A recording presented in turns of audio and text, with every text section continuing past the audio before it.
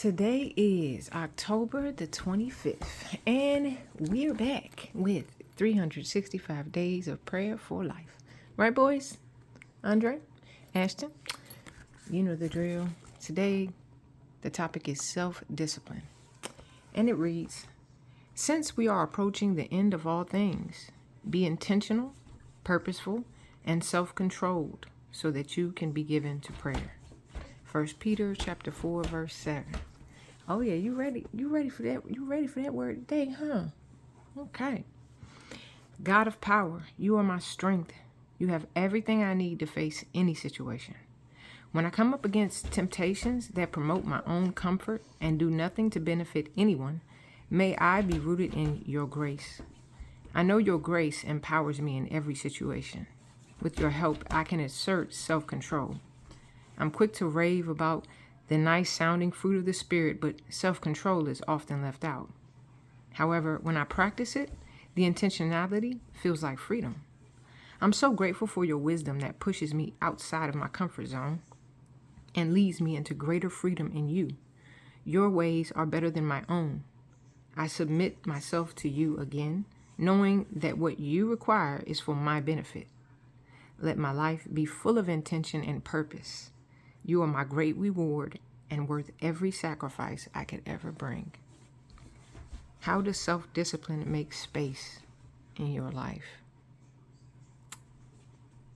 Well, boys, that is a profound lesson. Self-discipline.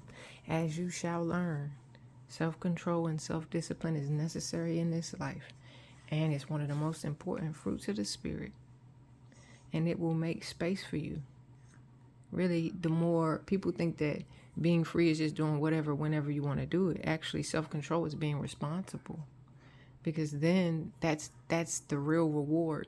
When you put the work in, then you get the fruit.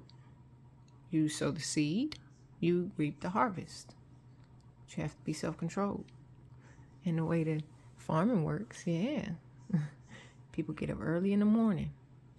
They exercise a lot of self-discipline. Look at you boys. You're going to learn all about self-control and self-discipline. And hopefully this will be a lesson that you teach to others even in life about self-control, because it's so important. Yeah, you agree. Yeah, you agree. Yeah, Andre. Okay, boys. Well, that is the prayer for today. And today's daily bread, let's see, October 25th. It's Friday. It is running from God. Jonah 2, 1 through 10. It's funny because I actually listened to something about Jonah and Jordan Peterson talking to Bill Maher about the story of Jonah. So this is interesting. Running from God. From deep in the realm of the dead, I called for help, and you listened to my cry. Julie and Liz kayaked off the coast of California, scouting for humpback whales. Humpbacks are known for being active near the surface, making them easy to spot.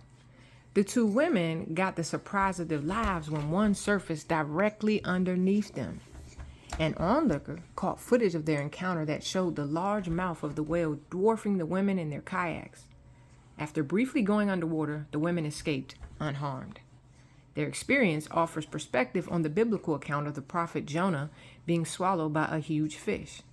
God had instructed him to preach to the Ninevites, but because they rejected God, Jonah didn't feel they were worthy of his forgiveness. Instead of obeying, he ran away and took passage on a ship. God sent a dangerous storm, and he was thrown overboard. God provided a way to preserve Jonah from certain death on the high seas, sparing him the far worse consequences of his actions. Jonah called to the Lord, and God listened. After Jonah admitted his wrongdoing and expressed his praise and acknowledgement of God's goodness, he was, at his command, expelled from the fish onto dry land. By God's grace, when we acknowledge our sin and express faith in Jesus' sacrifice, we're spared the spiritual death we deserve and experience new life through him. When have you run away from God? How have you experienced new life through Jesus? Dear God, I acknowledge my sin and thank you for providing me a new life through Jesus. That is beautiful. I think it's real powerful how it's reiterated several times about repentance, acknowledging sin. It says after Jonah admitted his wrongdoing and expressed his praise and acknowledgement of God's goodness. See, we can't just jump to acknowledging God's goodness and expressing praise for him and claiming our victory if we have not admitted to our wrongdoing, if we have not acknowledged our sin. That is a huge part of it, and it's reiterated in the Bible as well. But Jonah was running from God. He was running from what God told him to do. And in life, I think we all can relate to this. Sometimes we just not being obedient.